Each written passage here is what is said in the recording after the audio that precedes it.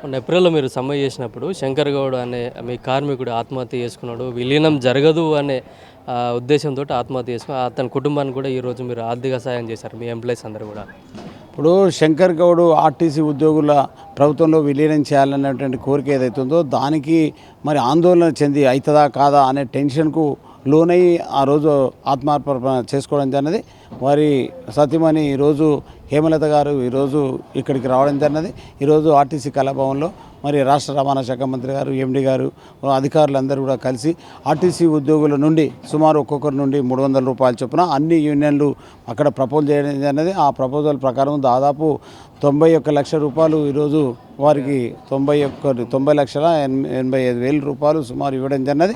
So ఈ విధంగా మాకు కూడా చాలా సంతోషంగా ఉందంటే మా గురించి ఆర్టీసీ ఉద్యోగుల గురించి శంకర్ గారు మరి ఆత్మార్పణ చేసుకోవడం జరిగినది. వారి కుటుంబానికి ఆదుకునే విధంగా అంటే పూర్తిగా మనిషిని మాత్రం ఇవ్వలేము, ఆ లోటును ఎవరు తీర్చలేము, కానీ కనీసం వాళ్ళ కుటుంబము అనాథ కాకుండా కొద్ది ఆర్థికంగా ఇబ్బందులు పోవాలనే ఉద్దేశంతో రాష్ట్ర వ్యాప్తంగా ఆర్టీసీ ఉద్యోగుల తరఫు నుంచి అందరం కలిపి దాదాపు 91 లక్షల రూపాయలు ఇవ్వడం జరిగినది. ఇది చాలా సంతోషంగా ఫీల్ అవుతున్నాం. ఎందుకంటే మా తోటి ఉద్యోగిని కూడా మేము ఆదుకున్నామని, అదేవిధంగా వారు మాకు చేసిన సేవ చాలా అసలు గొప్పది, ఆయన త్యాగం చాలా గొప్పది కాబట్టి దాన్ని దృష్టి పెట్టుకొని మేము ఈ నిర్ణయం తీసుకోవడం జరిగింది.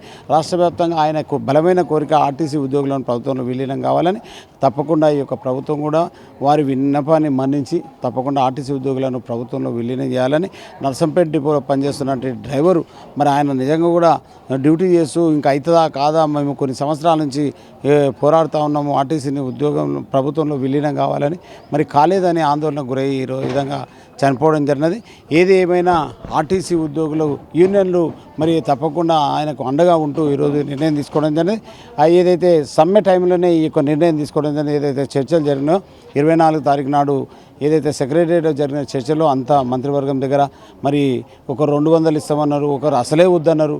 ఎందుకు ఇవాళ ఇటువంటి పద్ధతి వస్తుంది అని చెప్పినటువంటి వాళ్ళు మరి అది పద్ధతి కాదు అని మేమే 300 రూపాయలు చొప్పున ప్రతి ఒక్కరికి ఇవ్వాలి, కనీసం ₹1,00,00,000 వస్తాయని చెప్పేసి ఆ రోజు ప్రపోజల్ కూడా పెట్టింది తెలంగాణ జాతీయ మజ్దూరునే.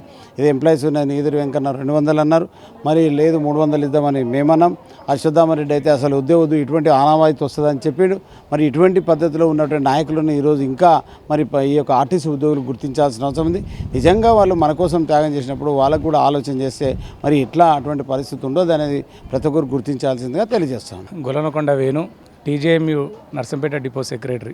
ఈరోజు హైదరాబాదులో ఆర్టీసీ కళాభవన్లో జరిగినటువంటి మా నర్సంపేట డిపోకు చెందిన కోలా శంకర్ గౌడ్ గారి ఆర్టీసీ కార్మికుల చేయుత ద్వారా అందించినటువంటి సుమారు 91 లక్షలు ఈరోజు గౌరవ మంత్రివర్యులు మరి రవాణా శాఖ మంత్రి పొన్నం ప్రభాకర్ గారు, అదేవిధంగా మా ఎండి గౌరవనీయులైన ఎండి గారు నాగిరెడ్డి సార్ గారు చేతుల మీదుగా ఈరోజు ఆ కుటుంబాన్ని ఆదుకునే ప్రయత్నం చేసి అందించడం జరిగింది.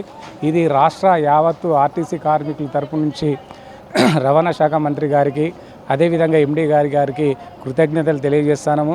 మరి ఏదైతే ఏప్రిల్లో జరిగినటువంటి సమ్మె కాలంలో ఆర్టీసీని ప్రభుత్వంలో విలీనం చేయాలని ఏకైక లక్ష్యంతో జరిగినటువంటి సమ్మె కాలంలో మరి అసూలు బాసిన మా నర్సంపేట డిపో డ్రైవర్ కోలా శంకర్ గారి కుటుంబాన్ని ఆదుకుంటామనేసి ఆ ప్రభుత్వం అండగా నిలబడ్డది. అదేవిధంగా వారికి ఈ రోజున గుంట భూమి కూడా లేదు, మరి వారికి అదేవిధంగా మరి ఇందిరమ్మ ఇల్లు కూడా ఇచ్చి జాగతో పాటు వాళ్ళని ఆదుకోవాలి. అదేవిధంగా శంకర్ గౌడ్ గారి కుమారుడు హేమంత్ గారికి కూడా మరి ఆర్టీ ఉద్యోగం అడుగుతున్నారు.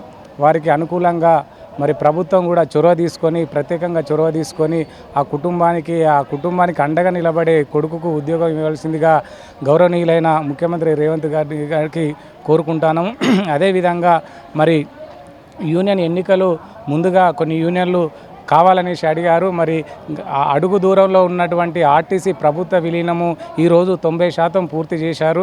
మరి గత ప్రభుత్వం బీఆర్ఎస్ ప్రభుత్వంలో అపాయింటెడ్ ఇవ్వాలనేసి మరి కోరడం జరిగింది. కేవలం అపాయింటెడ్ ఆగి ఉన్నది. మరి ఈ రోజున అందరూ ఆర్టీసీ కార్మికులు, రాష్ట్రంలో ఉన్నటువంటి ఆర్టీసీ కార్మికులు విలీనమే కావాలనేసి 99% కోరుకుంటుంటే ఈరోజు ఒక 2 యూనియన్లు అడ్డుపడి ఈరోజు ఆర్టీసీ ప్రభుత్వ విలీనం అయితే మా యూనియన్ల మనుగడ ఎక్కడ ప్రశ్నార్థకంగా తయారవుతున్న ఉద్దేశంతో ఈరోజు మరి ప్రభుత్వం పెద్దల దగ్గర ఒక రకంగా బయట కార్మికుల దగ్గర మరో రకంగా ఈ రకంగా చేస్తాను. ఈరోజు ఆర్టీసీలో ఎన్నికలు రావడానికి ప్రధానమైన కారణము మరి అశ్వత్థామరెడ్డి గారు, ఈదురు వెంకన్న గారు ప్రధానంగా వీళ్ళు ఈ రకంగా చేస్తాను.